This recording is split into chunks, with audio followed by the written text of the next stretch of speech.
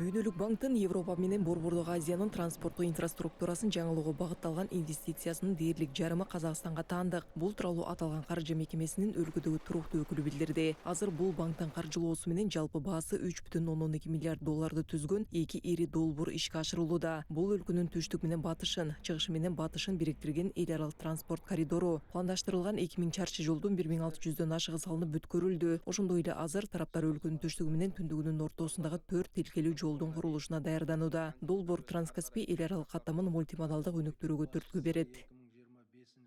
Тоннельдің ашылуы қыс мезгілінде жүргізушілерге кедергісіз жүруге мүмкіндік. Мы заинтересованы в дальнейшем продолжении и наращивании объемов сотрудничества.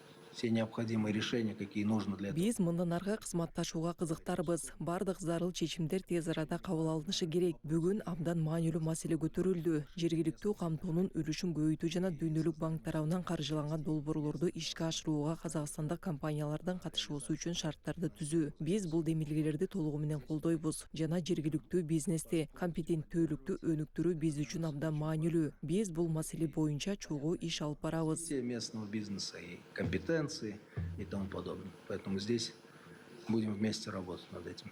Ошондой эле жыйында супер пейв принциптери өлкөдө 2025 жылы ишке ашырыла турганы айтылды. Асфальт бетонду иштеп чыгуунун бул адам экендиги ыкмасы дүйнөлүк талаптарга жооп берет. Башкача айтканда бул жолдун жогорку сапатын камсыз кылат. Ошондой эле келерки жылы жол курулуш материалдарынын сапатын көзөмөлдөө боюнча бирдиктүү санариптик платформа ишке киргизилет. Учурда система пилоттук режимде 4 аймакта иштеп жатат.